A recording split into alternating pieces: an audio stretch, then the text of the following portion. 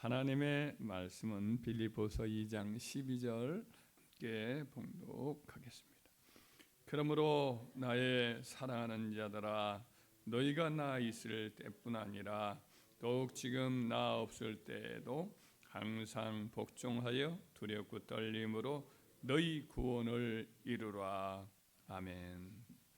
주일 낯설교회 함께 살펴본 바 있습니다. 그런데 그때 이미 얻은 구원, 곧 우리가 예수 그리스도를 믿음으로 말미암아 하나님의 은혜로 선물로 주는 이제 구원, 영생에 관하여 잠깐 더 많이 살펴보았고, 오늘 이 본문의 말씀은 이제 이미 구원을 얻은 빌립보 성도들에게 현재 받은 구원을 이제 더 온전히 그렇게 더 풍성하게 가꾸어 가라라고 하는 취지에서 너희 구원을 이루라라고 사도가 또 말씀한 바 있습니다. 그래서 현재 이제 이루어진 이미 얻은 구원과 장차 우리가 천국에 가서 누릴 이제 완전한 구원, 그 사이에서 매일매일 현재 우리에게 주어져 있는 영생을, 우리에게 주어진 구원을 더 온전히 가꾸어가는 모습, 이와 같은 모습은 어떤 것일까 생각을 한번 해보고자 합니다. 구원을 이루어가고 있는 성도의 모습은 어떤 모습인가? 첫째로 자기의 죄를 더 발견하고 죄를 참회하고 버리는 삶을 살아가는 것입니다. 예수님 믿기 이전에는 자기가 다른 사람과 비교해서 이렇게 나쁘지 않은 그런 사람이다라고 스스로 생각을 합니다. 그런데 그래서 이제 자기를 남보다 좀 더 제법 선하고 양심적이고 의롭고 진실하다 이렇게 생각을 하였습니다. 그러나 예수님을 믿고 난 후에는 성령의 빛이 내면을 더 환히 이렇게 비추어 주시니까 자기 속에 있는 더 많은 죄를 발견합니다. 내 속에 참 욕심이 한이 없구나. 내 마음에 윤리적인 더러움이 많구나. 또 교만하구나. 이기적이구나. 거짓이 있고 시기와 질투심이 굉장히 강하고 남을 비호하는 마음을 내가 갖고 있구나.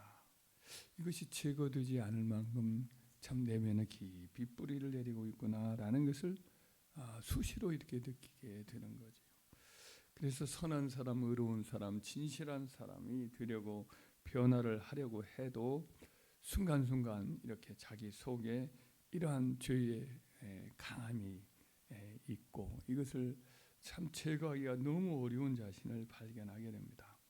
그래서 옛날처럼 자기가 제법 선한 사람이다, 제법 의로운 사람이다, 깨끗한 사람이다, 쓸만한 사람이다 이런 생각을 할 수가 없게 됩니다. 스스로를 생각하되 참 믿게 보이고 낮아지게 되고, 이래서 수시로 자기 죄를 깨닫고 하나님 앞에 이렇게 자신의 죄성을 드러내놓고 도와주시기를 청하는 그런 사람이 되는 거죠. 이것이 이제 평생 주님 나라갈 때까지의 구원 얻은 사람의 나타나는 그런 표지입니다. 이런 은혜가 있어야 할 줄 믿습니다. 점점 교만해져서 자기를 똑똑하고 의롭고 이렇게 생각하는 그것은 어떤 의미에서는 구원받지 못한 사람의 모습이 될 수가 있습니다. 둘째는 세월이 갈수록 이제 예수님의 십자가 대속의 은혜만이 더욱 감사해지고 그걸 더 붙드는 그런 신앙의 자세를 갖게 됩니다. 구원을 받은 성도는 이제 자기의 선행이나 공덕이나 주님을 위한 헌신 이것을 하면서도 이것이 자기에게 내세울 만한 공로가 전혀 못 된다라는 것을 깨닫게 됩니다. 주님을 위해서 헌신하고 교회를 위해서 애쓰고 성도들을 돕고 또 믿지 않는 자들에게 사비와 사랑을 베풀지라도 이건 당연히 하는 것이고, 그것이 자기의 의를 더하거나 남에게 자랑할 만한 것이 전혀 아니라고 느낍니다. 하나님의 의의 기준은 너무 높고 하나님의 거룩함은 완전해서 자기 같은 죄인은 감히 하나님께 가까이 갈 수도 없고 구원받을 수 있는 그런 어떤 근거가 전혀 되지 못한다라는 것을 깨닫게 됩니다. 그래서 신앙생활을 하면 할수록 자기로서는 구원을 전혀 받을 수가 없는데 오직 구원자이신 예수 그리스도의 속량의 대가로 그분이 나를 위해서 이 값을 지불함으로 그의 십자가의 희생과 그리고 순종의 결과로 내가 하나님의 용서를 받아서 하나님 앞에 간다라는 사실을 뼈저리게 느끼게 되는 거지. 그래서 오직 자랑은 무엇만을 자랑하느냐, 무엇만을 붙드느냐. 사도 바울이 갈라디아서 6장 14절에 그러나 내게는 우리 주 예수 그리스도의 십자가 외에는 결코 자랑할 것이 없나니라는 말씀이 정말 자기의 고백이 되는 거죠. 그래서 날마다 구원을 이루어가는 성도는 그 심령 속에 예수 그리스도의 십자가 그것만을 꼭 붙들고 그것만을 자랑하고 의지하는 이런 은혜가 있는 줄 믿습니다. 또 세 번째 구원을 이루어가는 사람은 이 구원의 복음, 예수님의 구원의 복음이 너무나 귀해서 이것을 알지 못하는 사람이 지옥에 떨어지는 것을 불쌍히 여기는 마음으로 이걸 전하려는 열심이 늘 마음속에 솟아나게 됩니다. 내성적인 사람, 남에게 말도 걸기 싫어하던 사람도 예수를 믿고 그 심령 속에 구원의 은혜가 임하면 이런 사람은 좀 성격이 달라집니다. 이 복음을 전하고자 하는 마음속에 열정이 솟아납니다. 그리고 이제 심령 속에 구원의 기쁨이 솟아나고 감사하는 마음이 넘칩니다. 그래서 이걸 아직 알지 못하는 가족이 있고 친구가 있고 또 이웃이 있습니다. 동료들이 있습니다. 그래서 이 복음을 전하고자 하는 그런 마음속에 늘 마음속에 꿈틀꿈틀 하는 거지요. 그래서 성격이 굉장히 내성적이고 그런 사람인데도 불구하고 어떻게든 기회가 되면 이 복음을 전하려고 애를 쓰는 그런 마음, 그런 어떤 열정, 이런 수고를 주님 나라갈 때까지 여하튼 최선을 다해서 하는 은혜가 있는 줄 믿습니다. 또 넷째로는 형제를 섬기고 교회를 섬기는 일에 늘 열과 성을 다합니다. 믿기 이전에는 교회란 관심이 없습니다. 아예 교회 건물은 시야에서 잘 안 보이지요.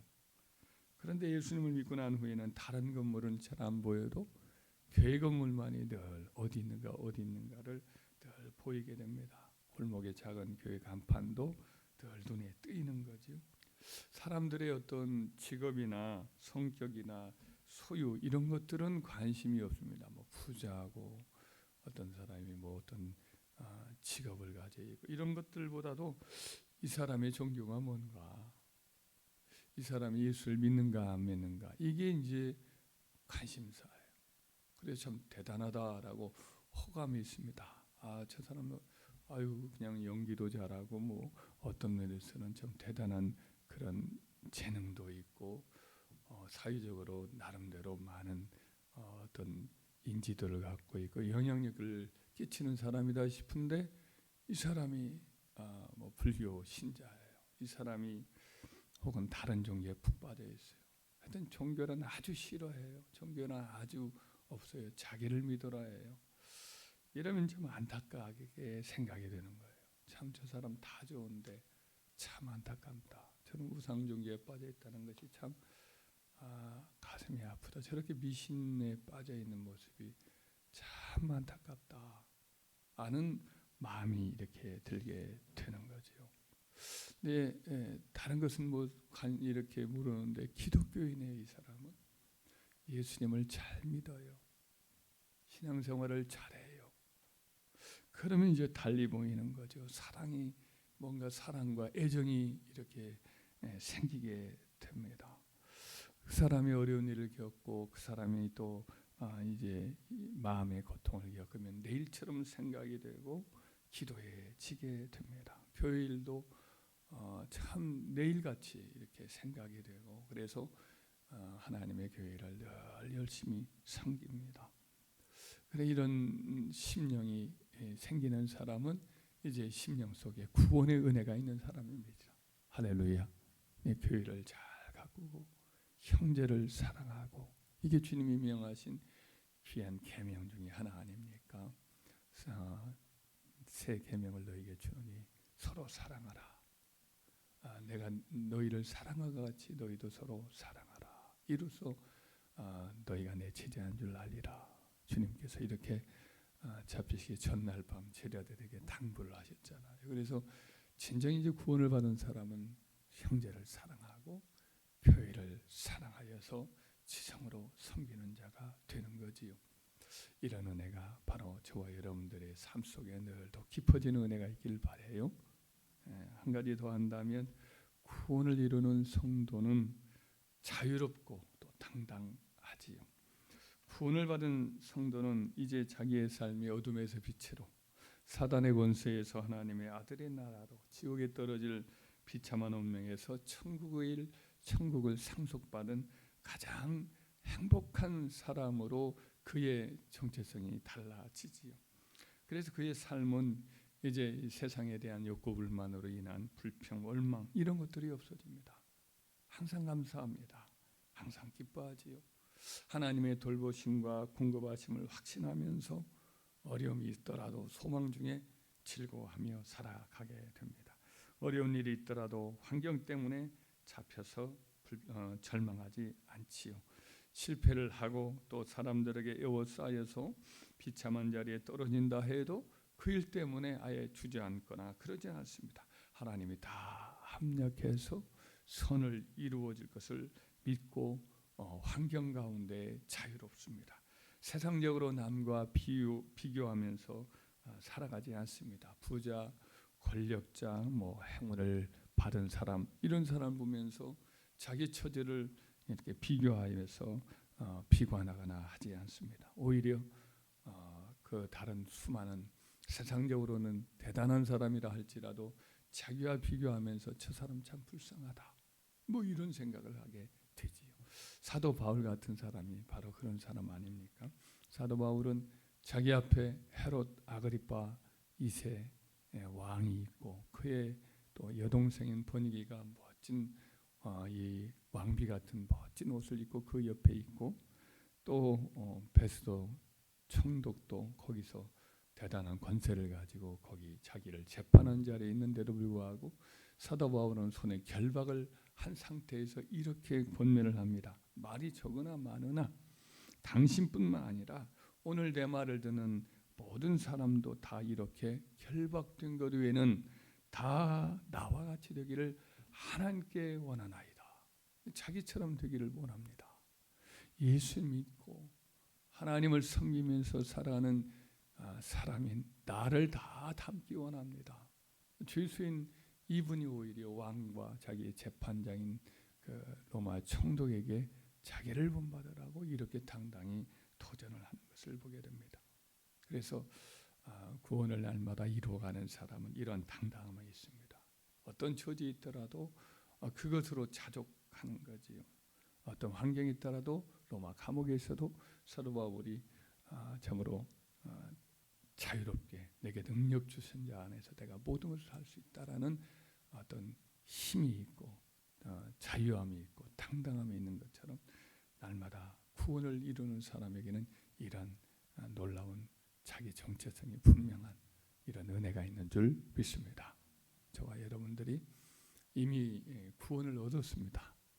구원을 얻었지만은 완전한 구원, 이제 주님 나라에 가서 누릴 그 구원에 이르기까지 날마다 또 매일의 삶 속에서 이와 같은 구원을 아름답게 가꾸고 또 풍성하게 구원을 또 누리면서 이것이 하나님께 영광을 또 돌리고 또 우리 주변에 있는 사람들에게 구원의 영향이 끼쳐지는 저와 여러분들에게는 은혜가 있기를 주의 이름으로 축원합니다.